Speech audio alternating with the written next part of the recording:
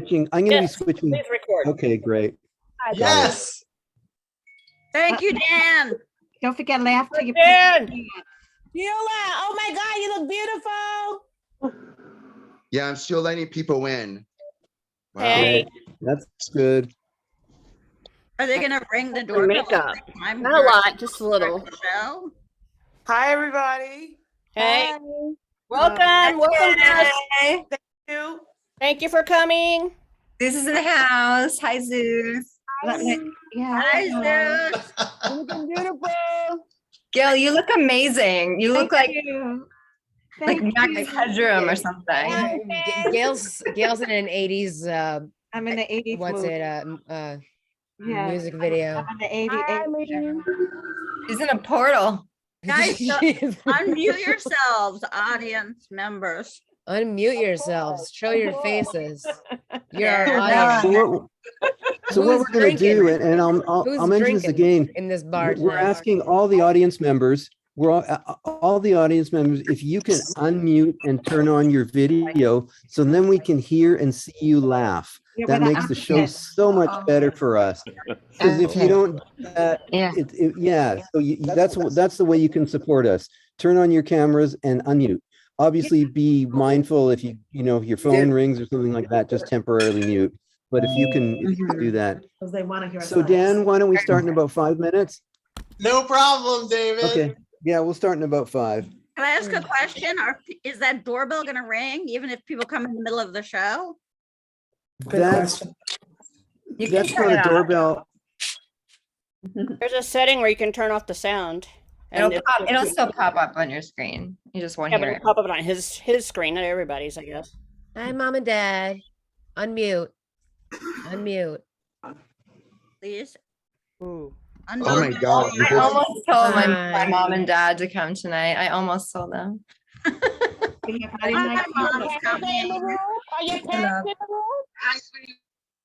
Mommy, are you here? Oh, wow. I juggled Easter eggs at Easter. They don't want me around. They ain't coming around. I juggled Easter eggs near the font china. They ain't coming. Hi, Allison. Hi. Thanks for coming. I love funny stuff. Yay. Well, hopefully we'll get some. Allie! My sister loves comedy, right, Pam?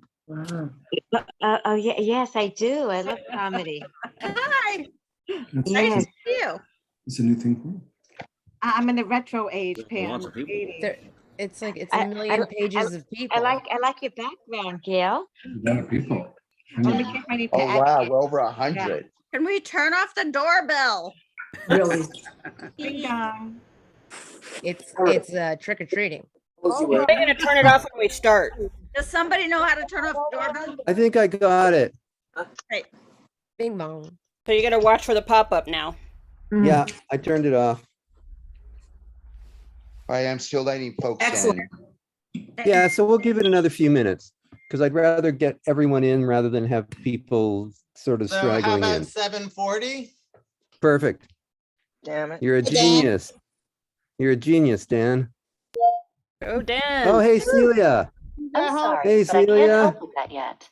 Hi, David. I'm not going to be seen. I'm not feeling well, but I wanted to Okay. be here. How Well, are we're you? glad you're here. Thanks for coming. If you haven't started yet, Yeah, I'm there's a glad whole I'm other here group that would today. like to This is join. wonderful. I don't know if you could let them in. Hello? Hey, Nissen. Hi. Nice to see you. Oh, there's all those You two. too. Who's that, Wow, David? great turnout.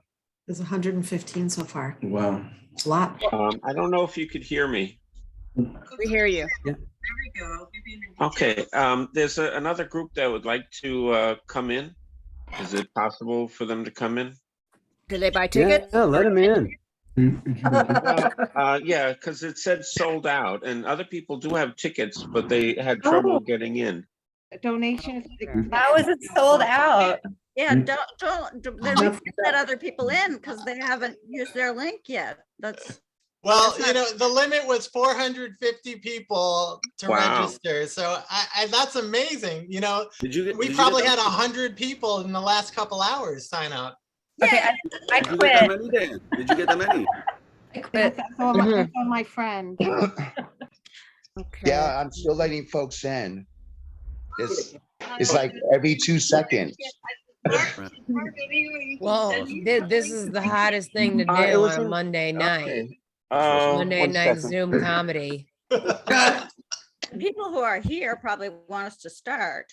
No, we have like We're starting in 5 minutes. But there's start too with many five. people coming in, you know what I'm saying? Dan and David got this. You can just chill. You got this. You got this. We'll all relax. Just go Thank through you the for the people and see if you know background. anyone. Yay, thanks for using it. I love it. It's great. I feel like we're in the same room. There's so many people called Oh, iPhone. they have the same Okay, background. I gotta put you on the TV. I didn't know so many people had the name iPhone. I'm going to name my kid iPhone. Yeah, like so many people are named Oh, iPhone. so the It's group is really coming in from interesting. Australia. Cool. Wow. That's Yeah, we got awesome. someone I hope from, they get our New York humor. Anyone someone from Canada here. Michelle, do you know how I can keep the chat from popping open? Oh dear. You can just not look at the chat. No, it pops up in a little bubble at the bottom. No, we just deal with it. Yeah. Some things you just gotta I don't- deal with, girl. I don't You deal just with gotta it. deal with it. Stretch a sock across the bottom of the screen. I mean, I don't have any socks. If you take deep Put belly the dog breaths. on your computer. Put the yeah, we dog won't be able to there. see it. A sock won't hurt your computer, and then you won't see the chat. Can I use Spunky Boots for socks?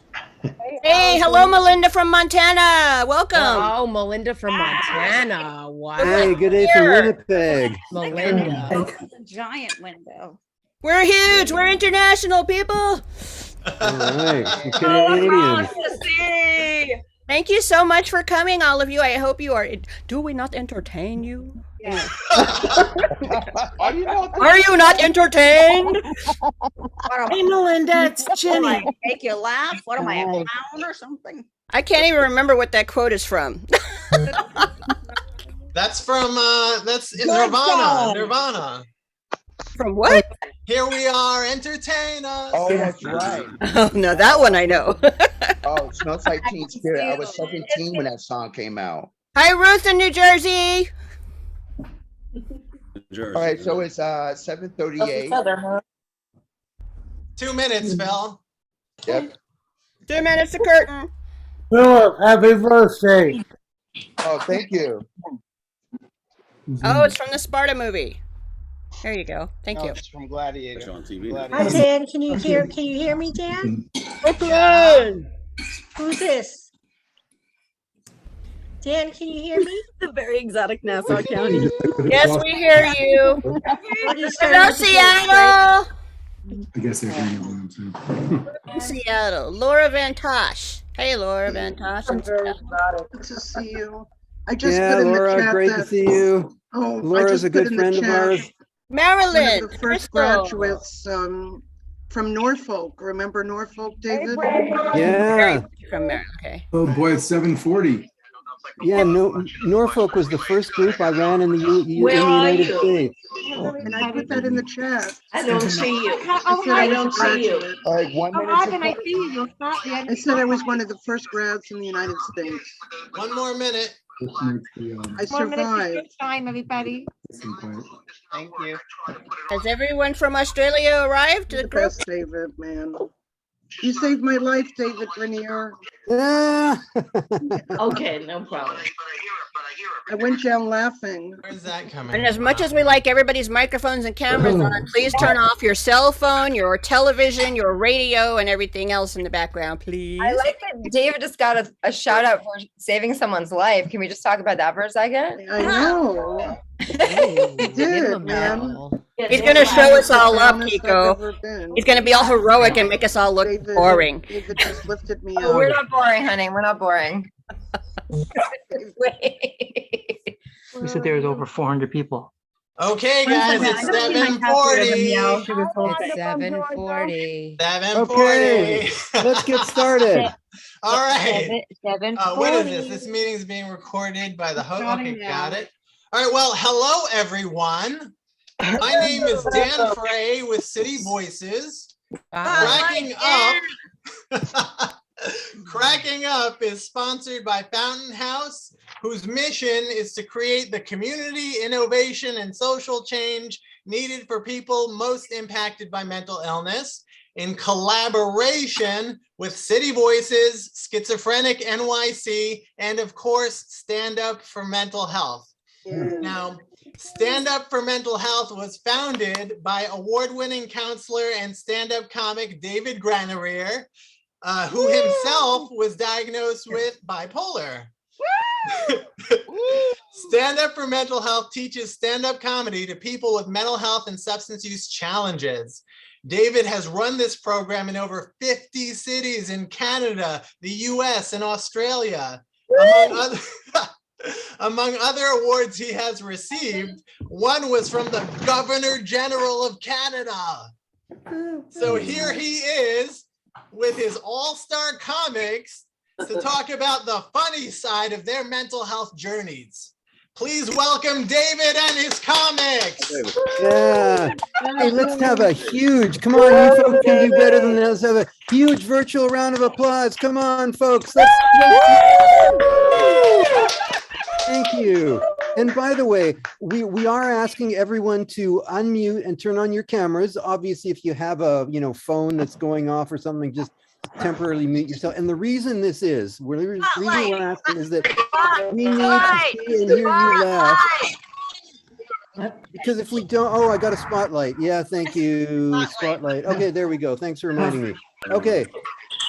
So the reason we ask you to do that is that if we can't see and hear you laugh, it's like we're talking to ourselves, and they can commit you for that. Last time I was committed, I had to escape from the psych ward in a laundry bag. I looked like an unhappy version of Casper the Friendly Ghost. But just let me tell you a bit about what's going on up here for me. We recently got a financial planner, and the problem is that we don't have any money. But he's a real keener. He's like, dude, you got plenty of room in your retirement savings plan. And I'm like, for what? Despair? And then he's like, hey, let's transfer $14 worth of stock. Yeah, right. Because if he does that, then our retirement plan is going to be worth $14. Actually, it won't, because the service charge was $15. So we actually measure our retirement savings plan in negative numbers. But I recently found out about this really cool thing. It's called green burials. And I love this. I now have 3 guys in my compost pile. My rhododendrons have never looked better. And apparently the soul is who you are when you strip away the body, the heart, and the brain, but not a lot of people want to have that operation. And those who do end up in my compost pile. But here's a cool fact. I'm a counselor, and I'm into understanding people. So apparently, when an attractive woman smiles at a heterosexual man, it affects him the same as cocaine. In both cases, he gets depressed because he knows it's a luxury he can't afford. And apparently, brain chemistry, the brain activity is the same in husbands when they're watching TV as when their wives ask them to take out the garbage. In both cases, nothing happens. But you got to remember the good stuff. My dad, when he was getting old, the funny stuff. When he was getting old, my mom's like, we should get him a nurse. Yeah, someone for a Jewish agency so she can speak Hebrew to him. And I'm like, are you kidding? We'll get some Israeli army nurse. What do you mean he fell down? Tell him to get up. I want 150 push-ups and sit-ups. You weaklings. In Israel, my father did push-ups and sit-ups even after he was dead. And he had his head blown off. He still defeated half the Egyptian army. What now? A heart attack? Oh, can't you see I'm having my coffee and cigarette?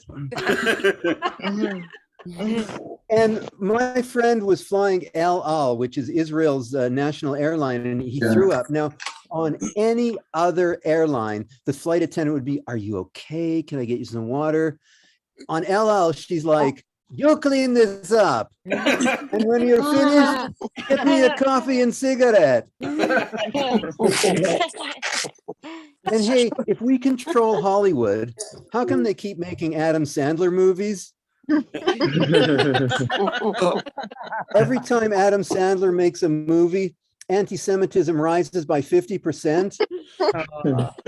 And that's just among other Jews. But my wife comes from a redneck family. You know, she says that they used to get drunk and traumatize each other. And I said, "We're Jews. We're better than that. We don't need alcohol to traumatize each other. We do it with chicken soup and guilt." But here's the deal with mental health. So they call us people with lived experience of a mental health diagnosis, but that's too long. So they just say people with lived experience. It's like they're hoping that if they leave the words mental and diagnosis till the end, no one will know we're talking about mental illness. And they have succeeded because now nobody knows what we're talking about at all. And I've been on tons of medication. Now, I'm not saying you have to take meds. It's just that I've been on meds. And I am now taking meds that didn't work the first time. It's like watching reruns of Game of Thrones and thinking, this did not end well. But the producers assure me that if I watch the same episode again, it will have a different ending. And it does, because now I'm so sedated, I watch the same episode and I just think it had a different outcome. But we're very careful with the language we use. We're very, very careful. Like, for example, they call it smoking cessation because nobody wants to say the word no and stop. And they also call it substance use. Actually, they used to call it substance misuse. But that just sounds like you're not doing it right. But now they call it substance use. And I'm thinking cheese is a substance, but no one who doesn't have lactose intolerance goes to a mozzarella cessation program. And they call them smoke-free zones because nobody wants to say the word no. Can you see how ridiculous that is? I could just see some parent, "Little Billy, from now on, under the kitchen table is a booger-free zone." Also, we're very careful because on my bio, I always say David suffers from bipolar. But I have people say, "Oh, that's negative. You can't say that." I'm like, "Oh, so you want me to be more positive about it?" David loves hiking, skiing, and wallowing in despair. When not riding his mountain bike, he can be found hiding under the covers while weeping uncontrollably as Celine Dion's Titanic plays in the background. Anyhow, folks, are you ready for your first comic? Are you ready? You are the first comic. Big virtual round of applause. I love it, man. I love Our first comic is originally from Brooklyn. She now lives in Queens. Please give it up for Abigail. Abigail! Did you hear me now? Yes. Hi, I'm a hoarder. And during the pandemic, I collected more and more things, like boyfriends. The pandemic was so hard on my mental health. I was anxious about not having enough toilet paper. And then they broadcast low amount of toilet paper in stores. That's because I already bought it all. Now I have 3 warehouses full. Anyone want to buy some? Pandemic, I go to restaurants and steal all the toilet paper. Meaning to the term takeout. It's really anxious about the war in Ukraine because it's going to drive up the price in toilet paper. So now I visit twice as many restaurants. I had so much time on my hands, so I tried to exercise more. I exercised the right not to listen to my husband. I go around wearing a mask saying, I need toilet paper. And then I put another mask on saying, don't stare at me. I sometimes put on too much sanitizer and I smelled like alcohol. My friends loved it. They no longer had to buy drinks. They could just get drunk on the fumes. But I figured out a way to make sure that no one sat next to me on the train. It was called not taking a shower for a month. Matter of fact, I ended up getting the whole car to myself. And I put my wallet in a Target bag so nobody would steal it. Then I'd take one look and figure either I was broke or it was too cheap to buy a better bag. I tried writing every day. I want to have the bestseller, but the closest thing I got to a bestseller was selling my toilet paper on Craigslist. I kept losing touch with my friends and family during the pandemic, but that was a good thing. It's been great. I haven't seen them for over 3 years. During the pandemic, and I went from puberty to menopause. So I started out with pimples and I ended up with whiskers. Now I don't need tampons anymore. I have more money to buy toilet paper. I lost some of my taste buds during COVID. Turns out someone stole them on the subway. I no longer had taste buds to taste my husband's crappy food. Without taste buds, everything tastes sweet to me, which is great because Hamburger Helper now tastes like a chocolate sundae. Wearing a mask means I get to save on lipstick. So now I could afford those masks that have a mouth in the front. I like to get one with extra plump lips. It's like free collagen injection. Family dysfunctional and functional instead of relatives. I grew up with cockroaches. As a matter of fact, they all outlived my relatives. In fact, my aunt now smokes roaches. My husband likes roaches. They're the ones you smoke. It's like pet dogs for my Barbie dolls. And the real dogs were big like aliens. I started hallucinating, smoking too many roaches. So I got some of my roach traps. You know, the roach hotels, it's like Hotel California. The roaches can get in, but they can't get out. It's a drag having to provide them with room service.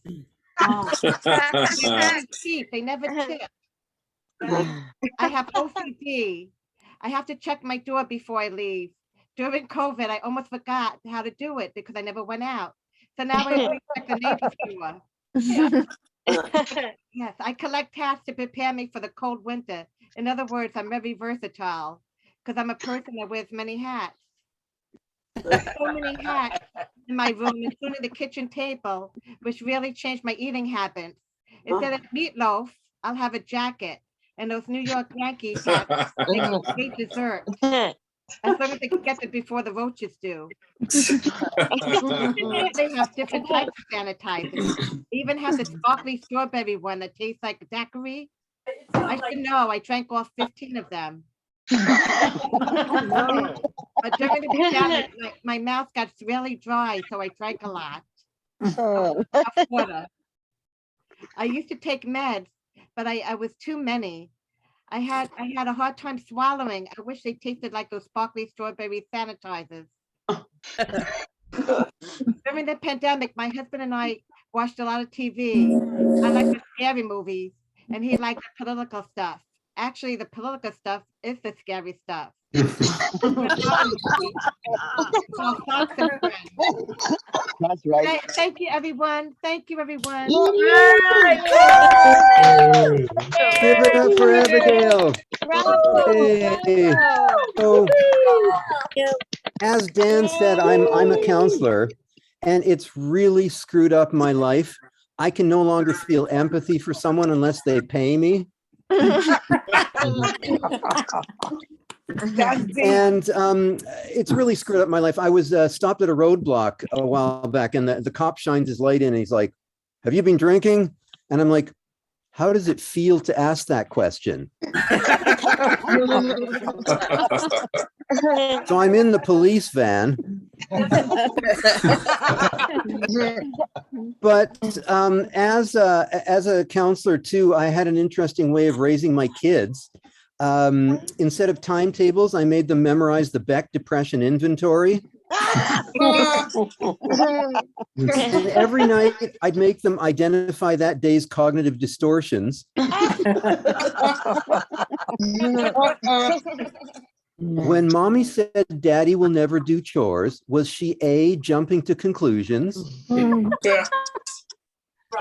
overgeneralizing, or C, just stating a fact? Wrong, it was D, documenting reasons for divorce.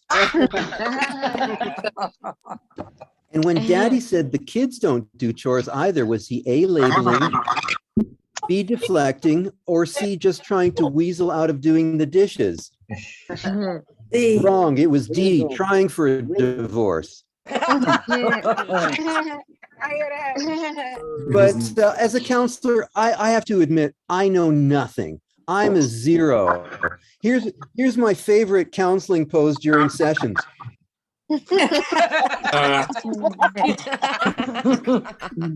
But I also used to work at the crisis line, and the crisis line has no money. But I solved their problem. Before I left, they went out and got corporate sponsorship. But now they have to work commercials into their calls. Hello, you've reached the Coors Light crisis line. So you're angry because your husband left you for another woman. Well, hey, you can run him over with the new Dodge Ram truck.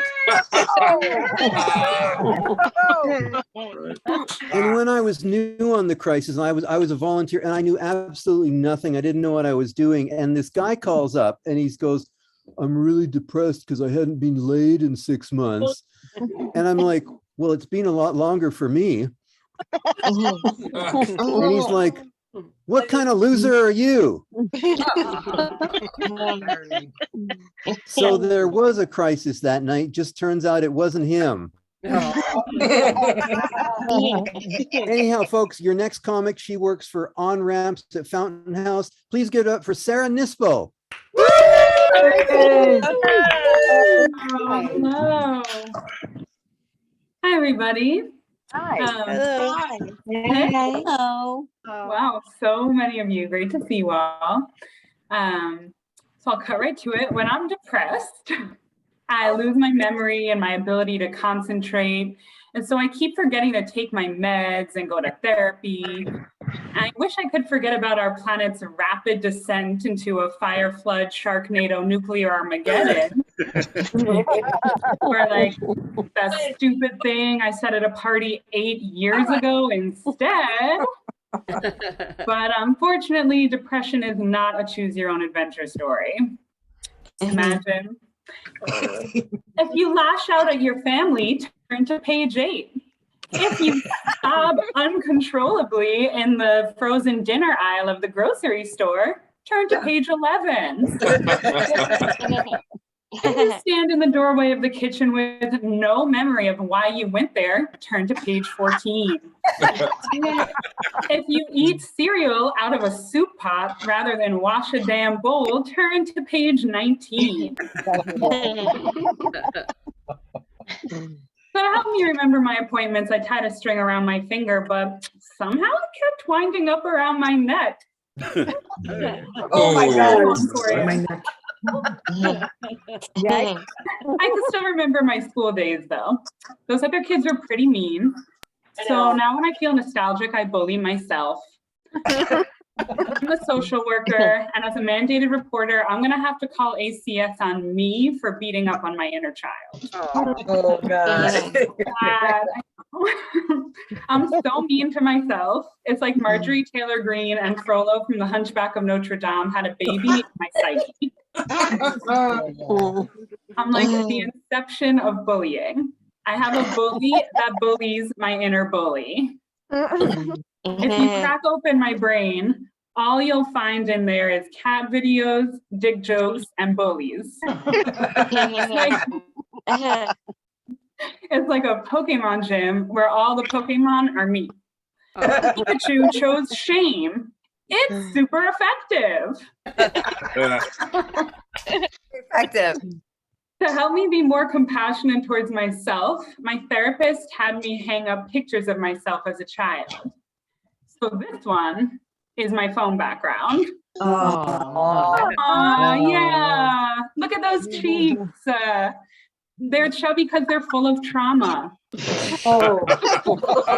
In fact, my trauma started with that hideous floral jumpsuit. Nah, but you guys know trauma impacts your DNA, so you can pass it on genetically.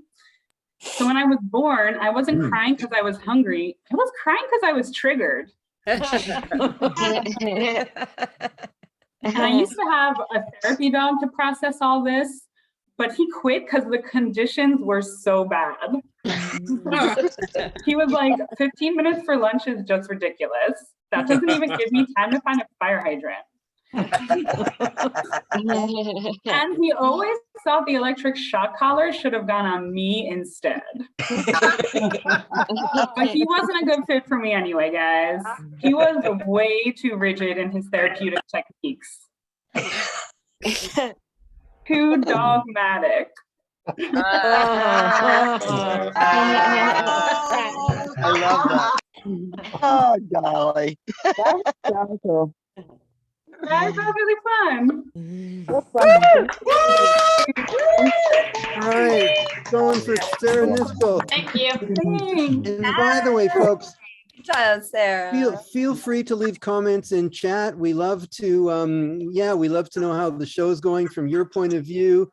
And let me just tell you a few more things. So, as I said, I have bipolar, and when I get manic, I don't max out my credit cards or run around naked.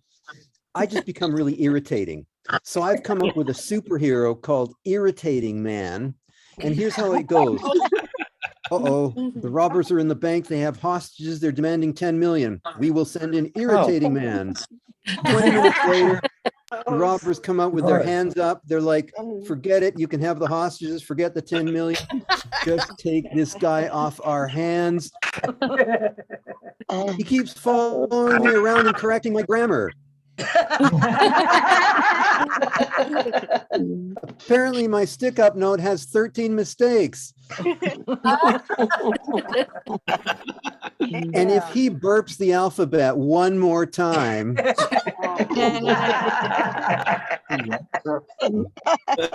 and by the way, folks, I found this great way of overcoming depression that's non-drug way of overcoming depression. It's called winning the lottery. I think the government should do some trials. They should get a group of depressed people like me, give them each $1 million and just see what it does for their mood. And in the interest of science, I'm offering to go first. But with my luck, I'd probably end up in the placebo group.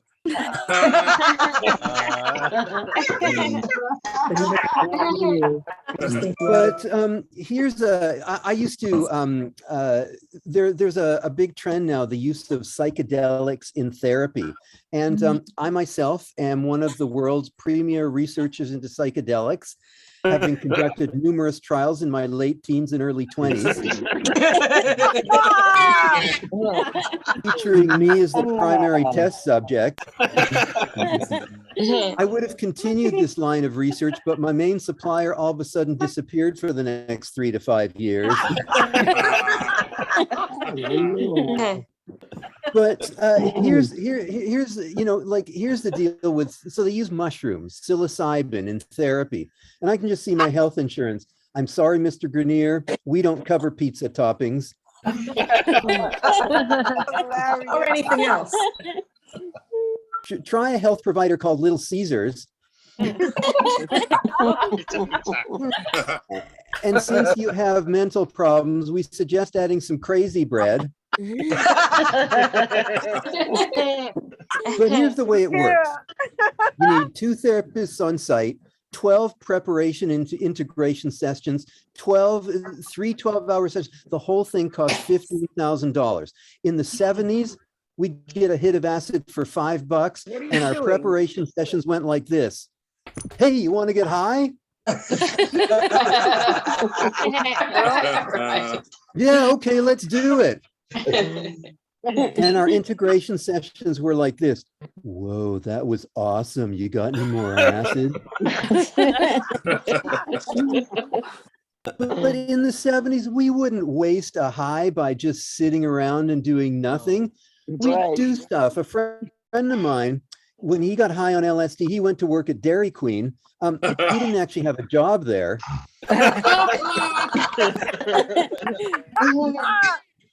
But back then, our favorite album to trip to was Dark Side of the Moon by Pink Floyd.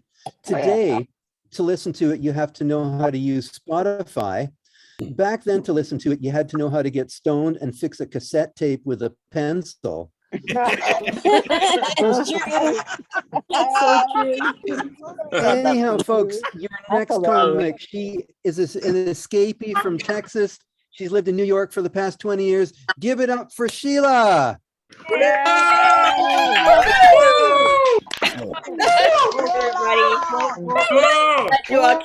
thank you. I thought I was going to be here talking to each other, but you guys came through for us. I have ADHD. It affects my life in a lot of different ways. People always expect every person with ADHD to be like some hyperactive 8-year-old boy. It just doesn't manifest the same way for adults, especially women.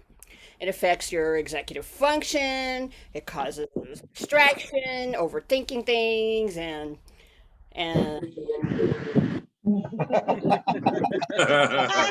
my ability to finish this joke. Anyway, so, speaking of disabilities, the Benefits Agency makes me recertify on a random basis, like some kind of emotional pop quiz. I wonder why I'm so anxious. Anywho, one of the questions they always ask is, do you have trouble handling money? Good question. They never give me any money. Having ADHD, it can also make me feel kind of scattered and like, cool, that was cool. Anyway, scattered, like that, and forget that I did things. And it's all very out of sight, out of mind. And for example, a while back, I bought a great big bottle of Tide on sale. 6 different times. I have no idea where any of them are. And now I'm broke. But if I ever find them, I'm gonna have clean clothes for the next 16 years. It's not even unusual. Did you know that dishwashing liquid goes bad? No. I didn't get that. Got a case of that too. Don't know where that is. Anyway, so adult women with ADHD. Okay, so we are more prone to a different type of impulse control issues than stereotypes make people expect, like shopping. And when I personally am having an impulse control issue, maybe stress or whatever, I only let myself buy stuff that's 99 cents or less. I might buy 200 of them. At least I didn't buy a mansion or book a seat on a space flight or something.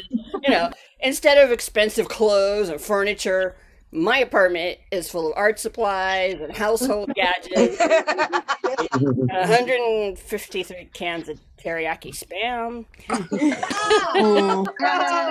Oh man, did you know that there's like 23 varieties of spam? You'll find like 10 of them in my neighborhood dollar store. Where was I? Oh yeah, okay. So anyway, at least I didn't buy a yacht or put in a hit on somebody who made me jump through stupid hoops and benefit agency, right? It's not like I could hire a hitman at the 99-cent store anyway. But I figured I'd check since they pretty much got everything else. Probably have a hard time getting the job done because I can only supply a glue gun, but whatever.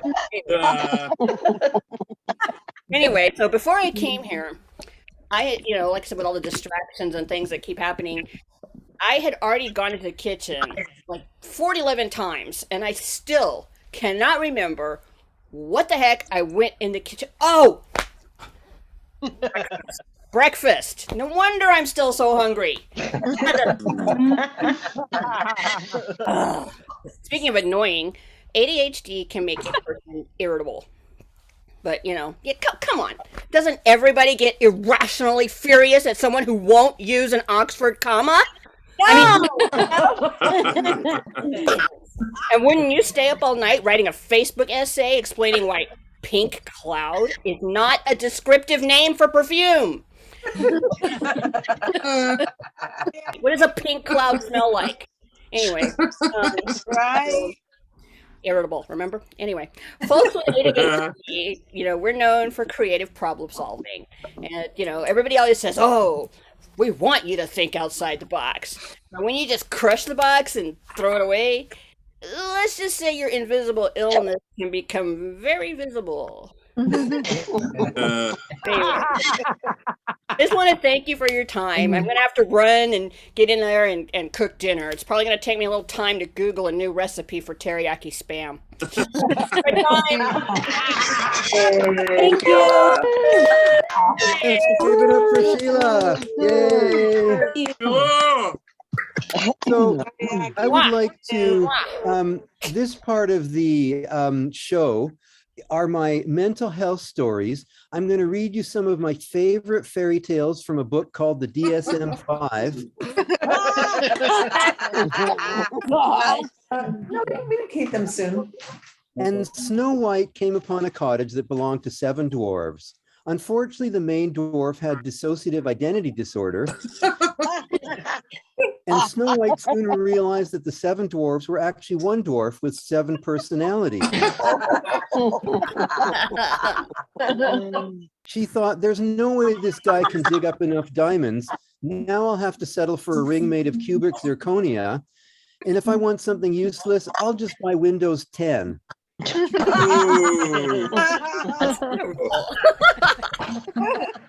And the beast said, I am very ugly and stupid, but I love you. Will you marry me? And Beauty replied, not till you get some self-esteem, you loser. Then Beauty found the beast lying there. Oh, dear beast, are you really dead? For if you are, I will die, for I cannot live without you.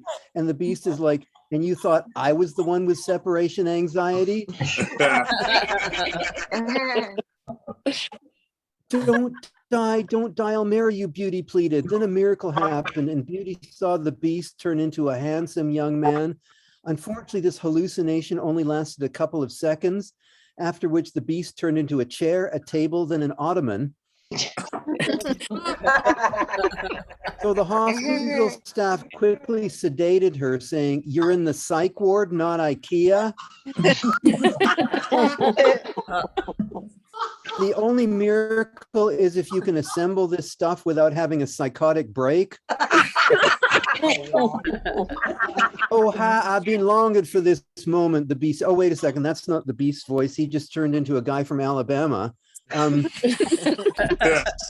And the only beasts they have there are Republicans. How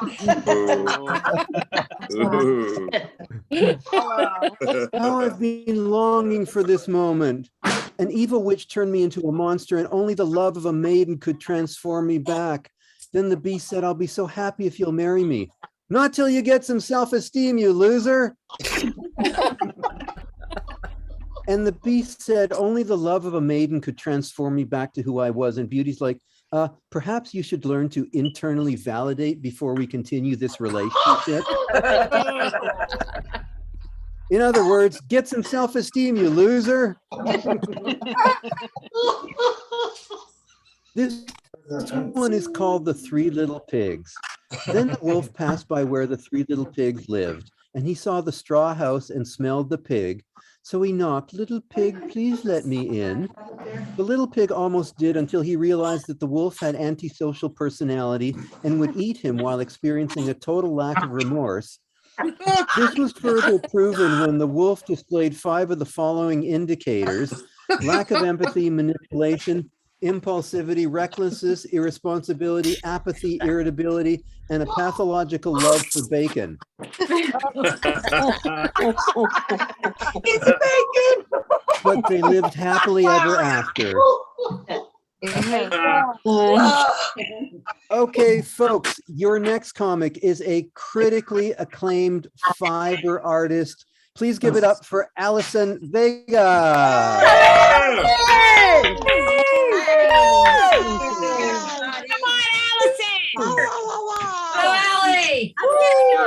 Years, but when I was younger, I did engage in some, somewhat risky behavior. I, picking up men in bars, doing lines off a toilet, drinking public water fountains. Yeah. I'm tired of being single, and I read this article about how to meet your partner in New York, and the suggestion was pick up a hobby that the people of the opposite sex enjoy. So I took up mansplaining. Before I got sick, I was a teacher, and one of my students pointed at me and they were like, Miss Vega, you have some kind of stain on your shirt. It looks like powdered sugar and tomato sauce. And I said, kids, remember I taught you how predators like to cover themselves in the scent of their prey? This is my way of being able to sneak up on pizza and jelly donuts.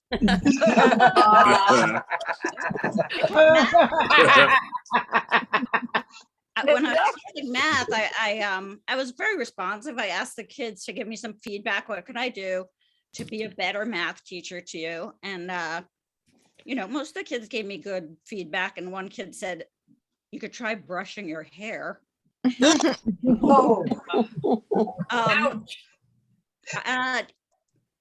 of the people I taught with, I don't know. I bought this book called How to Deal with the Asshole at Work. I read about 3 pages before I realized I was the asshole at work. No. Oops. I was mad. I went back online and I ordered 5 more copies. I figured I could give them as gifts to my coworkers. So I had brain surgery to remove a benign brain tumor. And after that, my entire life changed. I sometimes wondered if maybe I had died during the surgery and didn't realize it. I mean, that would explain why no one at work ever spoke to me. Shit. Or why I was starting to smell so bad. After I lost my job, can you guys hear me? Yeah. Yeah. I just got my computer sent me a signal that I was unstable. So Yeah.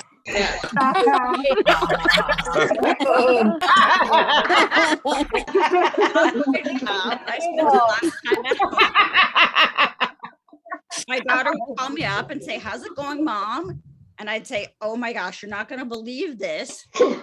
Sonia said this crazy thing, and then Jill got really mad, and then my daughter would interrupt me and say, Mom, those people are not your friends. Those are the Real Housewives of New York. So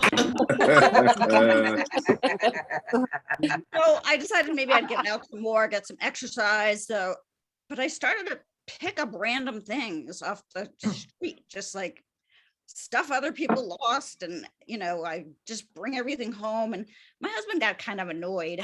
I probably shouldn't have brought home that 6-year-old kid. I started making stuff, like taking things I found and putting them in boxes and sewing stuff together, and just started to accumulate more and more and more. I wasn't sure if I was an artist or just crazy. It turns out they are not mutually exclusive. I met the director of Fountain House Gallery, and he said, "You know what? It's fine. You can throw some of that stuff away." So I did, and but I also burned one of the pieces.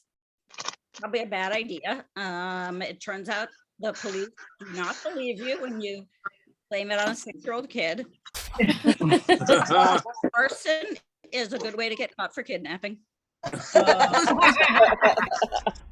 the director of Fountain House Gallery was very welcoming. He said, "Come to one of our community meetings. You can share your artwork." And I was like, "Okay." And I went in, and people were like, "Wow, that's so beautiful. I love that. That's amazing." And I was like, "This is just my dog." I had a little tiny Yorkshire Terrier, Lily, and she went everywhere with me. And in fact, one time I reached over her to try to punch the 13-year-old kid on the subway. All right, you got it? The disability My seats. charger? Oh yeah, I got a He had a charger. disability too. I get it, sir. Hey, folks, just stop for a second, Allison. Hey, someone's talking. Can you please mute yourself if you're talking and do stuff again? And why don't you start that joke again, Allie? Okay, I will. I once reached over her to try to punch a 13-year-old kid in the subway because he wouldn't give me one of the disability seats. It turns out he had a disability too. It's called being a teenager.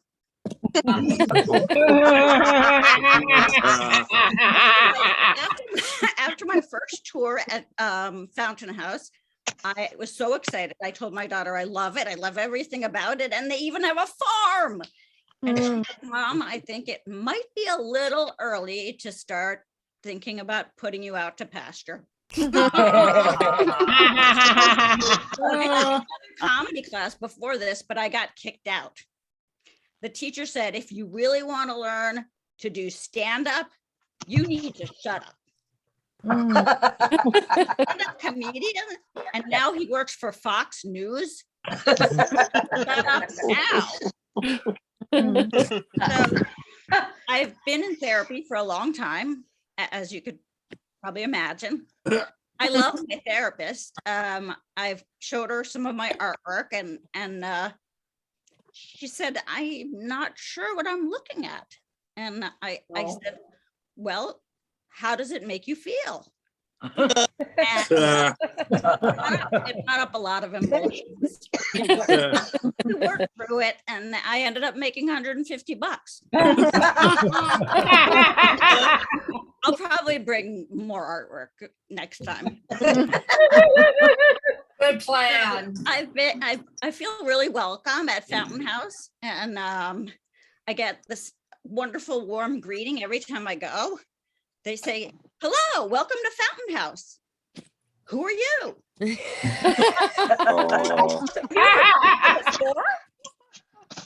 And by the way, where's your dog? Thank you. That's my time.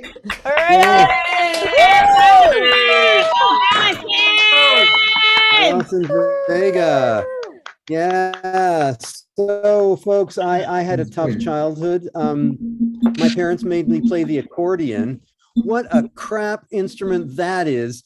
I wanted to be a rock star and play Smoke on the Water, and they made me play polkas. They would call that child abuse. That's funny. He's like, "What a crap instrument." I ended up with PTSD. Oh, someone really liked that joke. Wow. Seriously. But I ended up with PTSD, polka traumatic stress disorder, and ADD, accordion deficit dysfunction. But my playing was so bad, even the dog would howl and run away. And you know something's bad when even an animal that thinks the toilet is a margarita wants nothing to do with it. And polka has been proven to cause a mental illness that impairs your judgment. How else would you explain a room full of people dressed in lederhosen doing the chicken dance?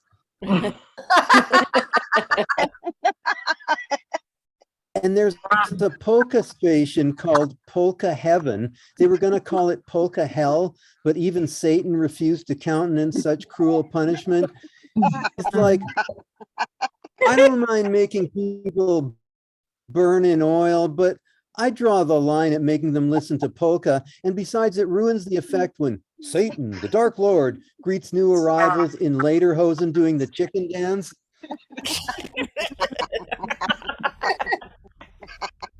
And there is actually polka versions of rock tunes. And who needs to embed satanic messages when the polka version of Stairway to Heaven has already killed 3 million people? There are polka religious ceremonies like polka Passover.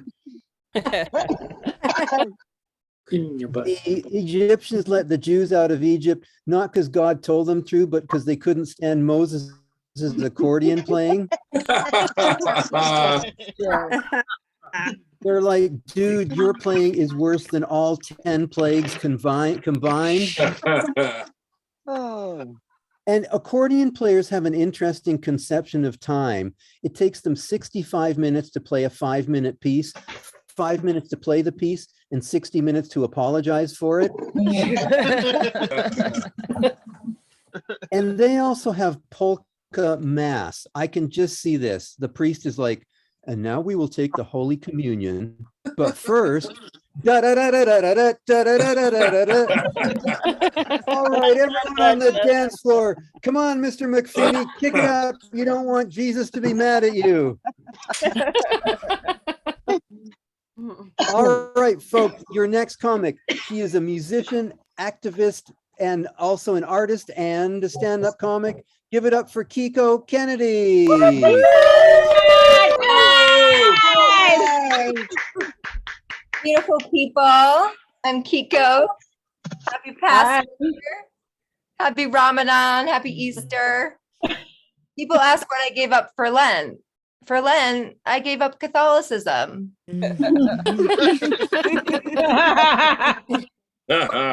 25 years ago. I wish I thought of that sooner. I have anxiety and depression, and I hate crowds. I hate tourists. Tourists don't understand certain things, like it's a sidewalk, not a side stand. They're there like an entire family just eating sandwiches. You don't do picnics at Hell's Kitchen. Move it and lose it. Party's over. My dog's super chill. And one time this guy and his dog were walking by, he had headphones on. He just started yelling immediately, "Not friendly, not friendly." Very effective. I mean, I should use that the next time I run into picnicking tourists. Not friendly. Not friendly.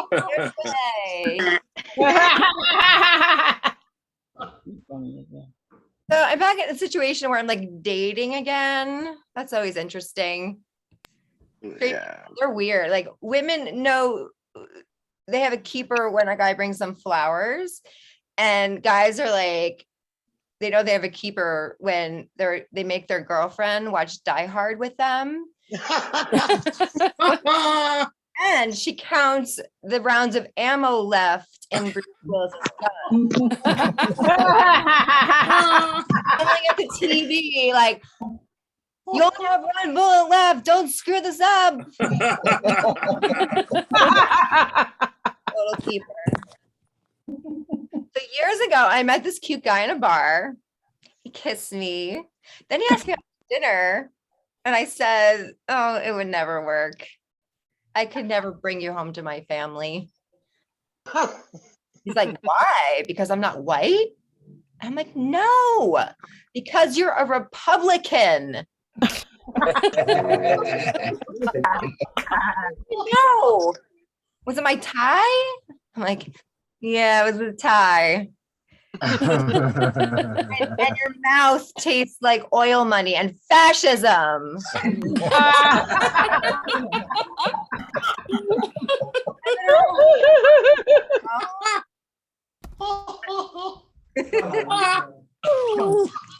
I'm so old. I grew up when they still had rotary phones. Remember those?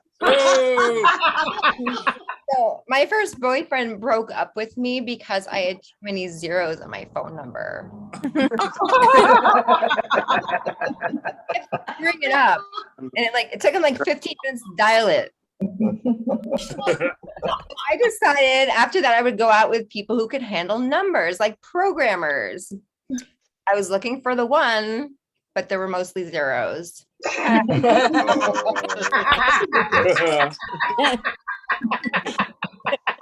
Another boyfriend was like, you have too many zeros in your phone number. I keep trying to call you. I keep screwing it up. And I end up dialing the operator. Her name is Beth. Her husband. We're moving to Portland.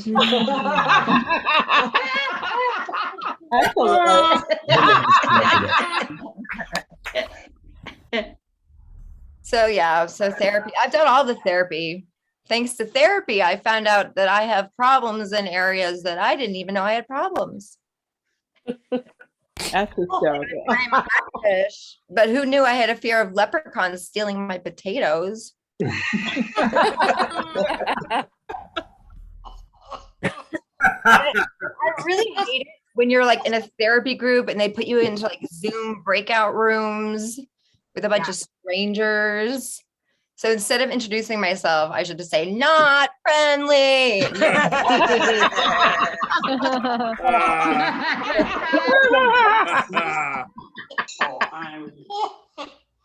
Sometimes I run out of meds. It happens. I have to self-medicate, right? Have you ever gotten so drunk that you wake up in the morning to a game of Guess That Ceiling? Oh my Later, you realize you're in your own bathtub. Oh, I really should clean that grout.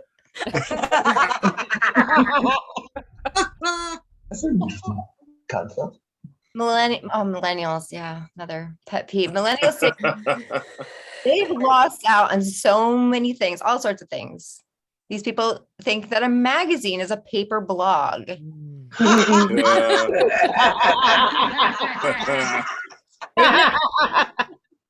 They've never even liked the stamp. As a matter of fact, they've never actually written anything down on paper. They're like, paper? Is this the biodegradable iPad?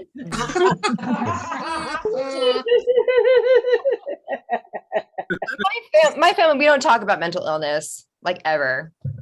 Since I was in the psych ward, they're like, she's never been the same. My dad's a fire captain, so he wasn't afraid I'd flip out. He was afraid he couldn't trust me to follow basic fire safety. Oh, no.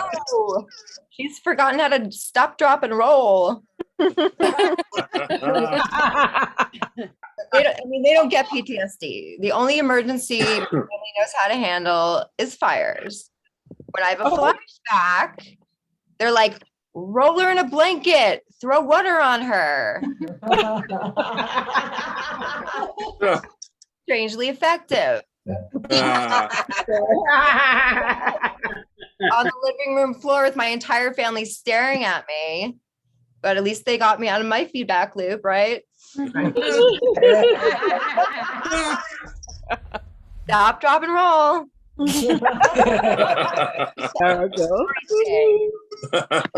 Too depressed to get out of bed. Stop, drop, and roll.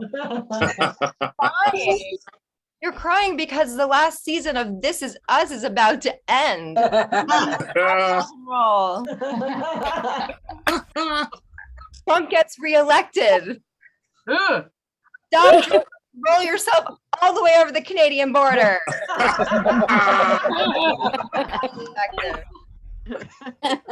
a kid, I watched Disney movies and wait for Prince Charming to show up. But then I was stalked by a violent maniac. So instead of Prince Charming, I'm way more into looking for a Dexter. Oh God. You wrapped him in plastic. Dumped him in East River, my hero. Oh, God. Oh, not creepy at all.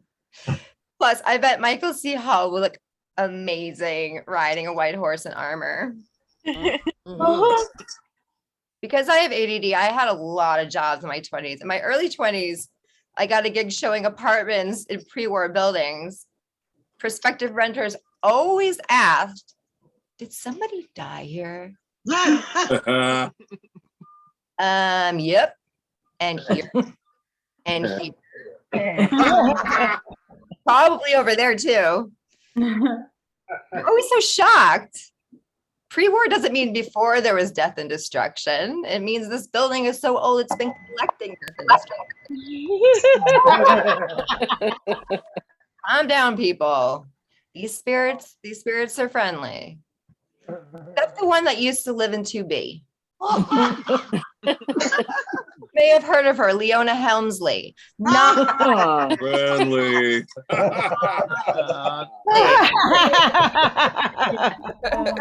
You remember when she left her millions to her cats?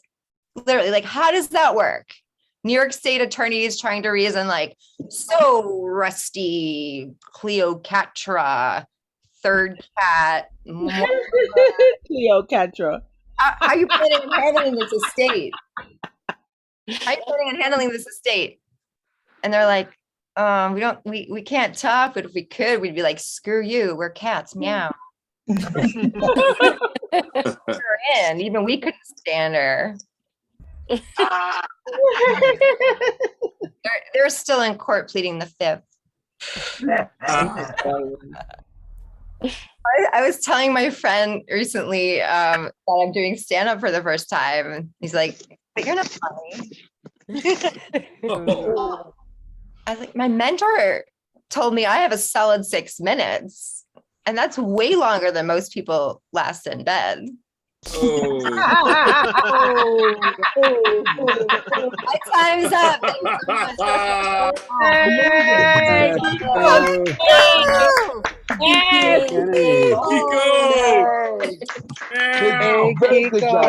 That was awesome. Yeah, so that's great. 6 minutes is more than people last in bed. I'll have to time it the next time I'm with my wife, and if it doesn't last 6 minutes, I'll go, not friendly, not friendly. Highly effective. Yes, obviously. But I've been reading autobiographies of the rock stars I listened to in the 70s, and these guys were jerks. They did tons of drugs. And as someone in mental health who cares about people, I have 2 words for that kind of lifestyle: freaking awesome. And they're getting old. Let's see Steven Tyler walk this way after he breaks his hip falling off the stage. They'll have to call that song Walker This Way. And when Meatloaf died, he was way past his expiry date.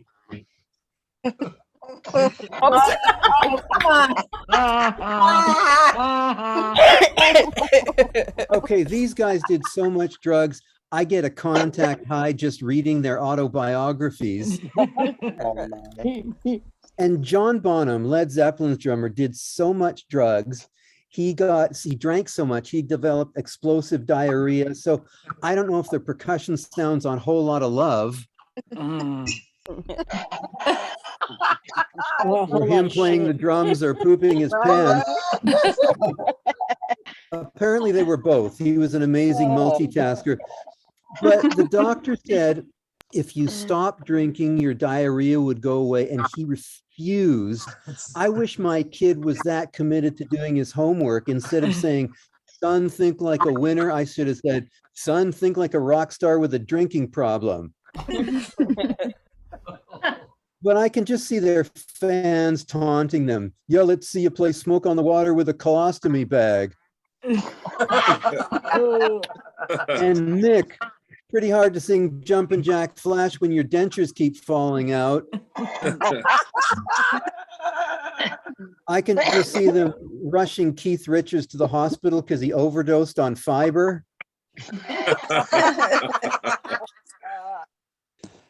Oh, but you know, you can tell the mental health of our society by comparing it to ancient societies. Like the ancient Egyptians, they weren't into mental health. They were more concerned with disease. They're like, we created the Sphinx, we created the pyramids, and I'd be like, you might still be around if you created the fridge.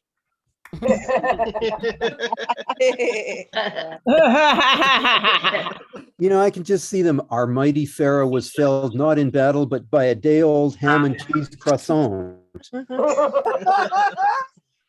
And they didn't understand grieving back then. We understand how important it is to grieve. Back then, when the mighty pharaoh died, his whole family was killed so they could join him in the afterlife. I can just see him waking up in the afterlife.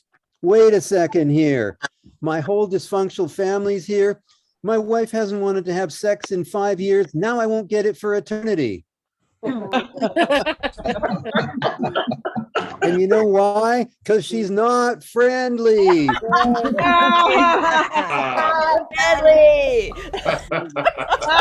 Friendly. But I can just see, I can just see, you know, the pharaoh is like, servant, I'm hungry. Get me a Big Mac. What do you mean the afterlife only has KFC and Wendy's? This is hell. Yeah. Oh no! Wait, if it was hell, it would also have an Applebee's. But I can just see the, you know, after the whole family has to die, I can just see the Undertaker taking the teenage son to the funeral. Yeah, kid, this is kind of like a makeover. We're all gonna look like your mummy.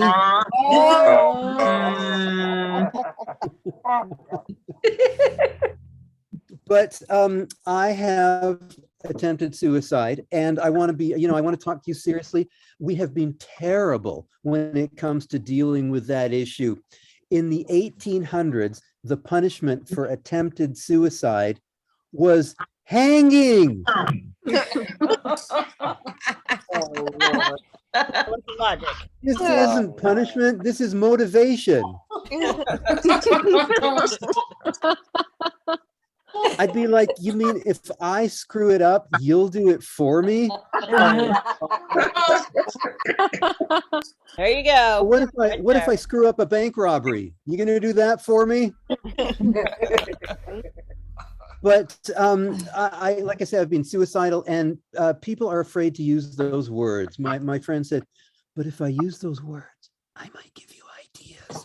And I'm like, listen, dude, I used the words mow the lawn to my son every day for 8 years. And it never gave him any ideas. Anyhow, folks, your last comic, she is the founder of Schizophrenic NYC. Give it up for Michelle Hammer.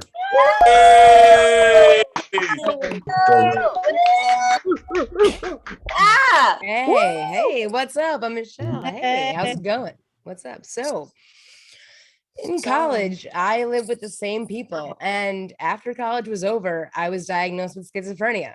And then I met up with them and I go, guys, I have something really important to tell you. I have schizophrenia. And they said, yeah, we've known that for the past 4 years. The giveaway was when you had better conversations with yourself than you did with us. No, we're boring, but you gave us an inferiority complex. A lot of times when I talk to myself, I make myself laugh. So at least someone here is going to think my jokes are funny.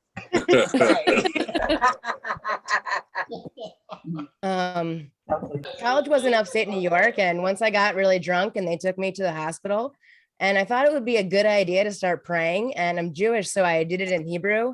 And the nurse comes up to me and she's like, "Are you a Baptist? Is that why you're speaking in tongues?" And I don't know a lot of Baptists that go around saying oy vey and call their doctor a schmuck. Let's just say there's not a lot of Jews in upstate New York, and if they are, they're all Hasidic, so that's what they think Jews are. So I'm like, of course I'm not Hasidic. I'm showing my ankles and my elbow, and if you really want to be risque, I will show you my kneecap. I worked as a graphic designer, and in 5 years I had like 15 jobs and got fired from all of them. So I did what everyone does with that problem. I became an entrepreneur. I ran my own business, and the good thing about that is that I only had to fire myself 10 times. I also sell merch at like flea markets, and it's a really fascinating culture of people. We all have something in common. We're all unemployable. At one point, I worked for the New York City Marathon, and they had me sending emails at like 1 a.m. And I accidentally sent an email to about 8,000 people saying they didn't even get in. And you might remember that year. It was when there was only 3 runners. Like a lot of times I would send out emails to about like 100,000 people. I communicate with invisible people, and they put me in charge of communicating with their marathon runners. The closest I ever got to a marathon is the 5 years it took me to get a correct diagnosis. If I read a book about my life, it would be called What the F? I don't have a therapist because I don't like talking about my feelings like that. My last therapist said, "You're not acting like a woman of your attractiveness should be acting like." And I'm thinking, you're not acting like a person who charges that much money should be acting like. But at one point, my mom told me she found me a therapist with decades of experience. She has decades of experience because she's old. I want a therapist who went to Woodstock and dropped acid. Before I was a graphic designer, I was a lifeguard, and most people get that look on their face when they realize that I was a schizophrenic lifeguard. But I was a responsible lifeguard. I even made sure my hallucinations didn't drown. But I could do the backstroke, the front crawl, and even the butterfly. But my wife always tells me I'm best at the breaststroke. I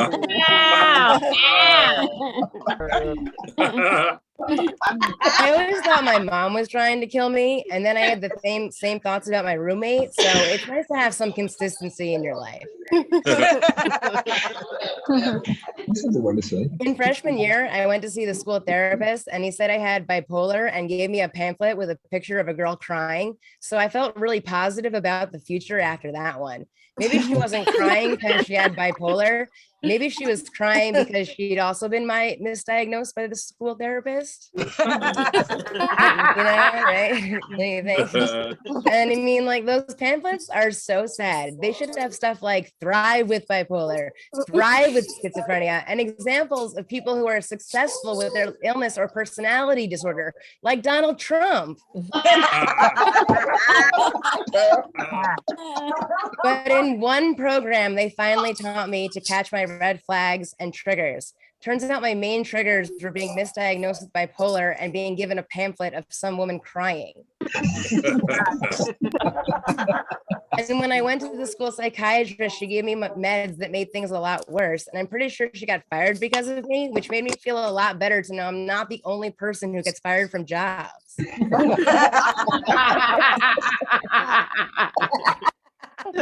Hilarious.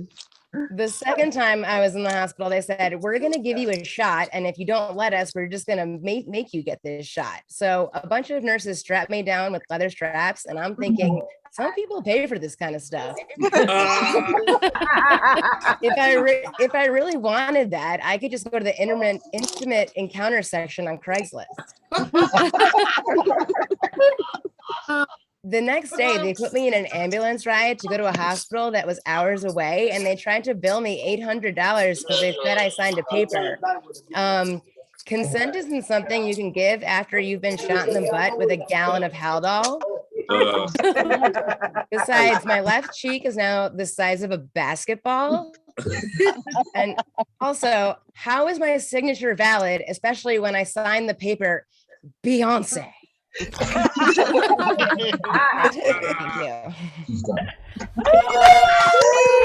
All right, Beyonce! And Beyonce. Schizophrenic New York City, NYC. So, you know, you folks have been a great audience. Give yourselves a round of applause. You've been fabulous. Thank you for coming.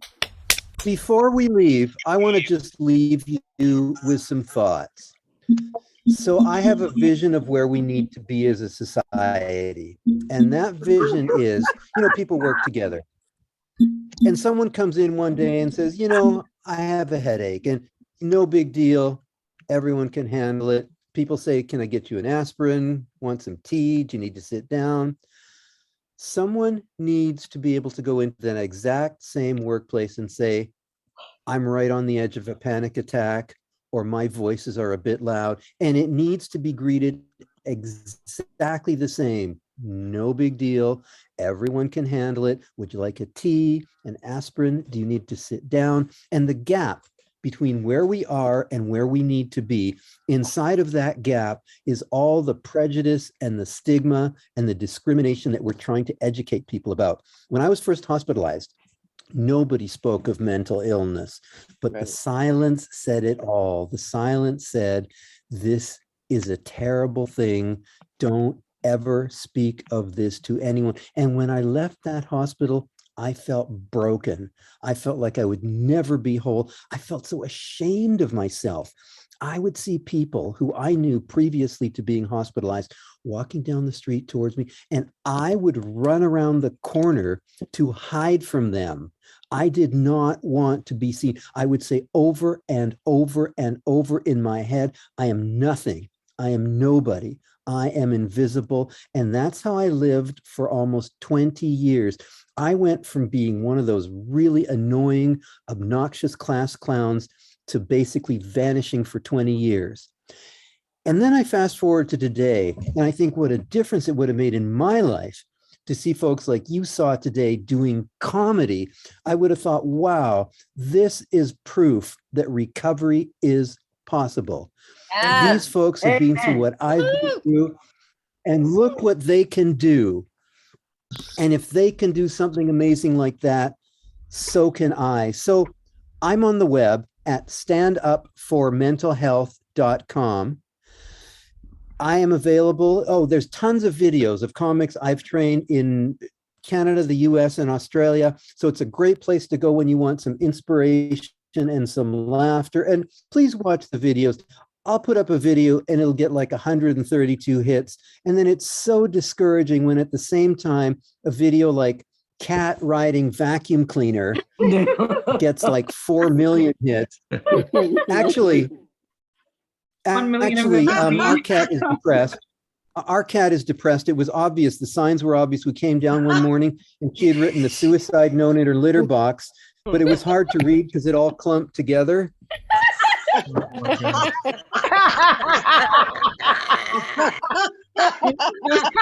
David, That's Hey, hard. David, this is Harvey. I'm Can you hear me, David? available to work with your organization to train a group like you saw here. Normally what I do is I train them virtually and then I fly in to do a show with them. So please think of me. I also do conferences on my own, keynotes, shows at conferences, weddings, bar mitzvahs, kids' birthday parties.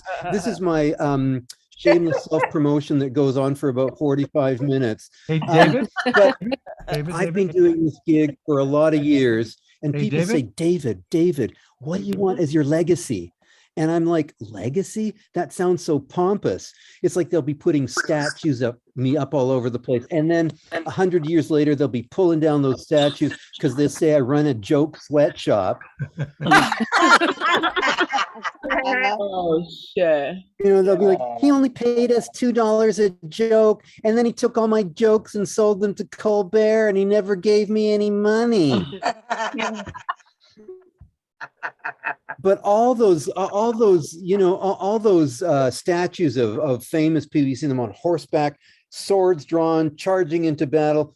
My statue would be me in a sight gown, getting held down by 5 orderlies while one of them sticks a needle in my ass. And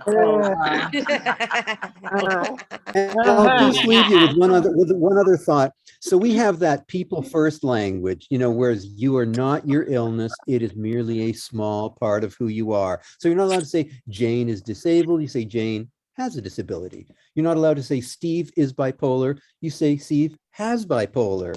You're also not allowed to say Bob is an asshole. Bob has an asshole. You say Bob has an asshole. Hey, But David, Bob's can you hear me? asshole is only a small part of who Bob is. So anyhow, folks, please give a big round for all the comics you heard today.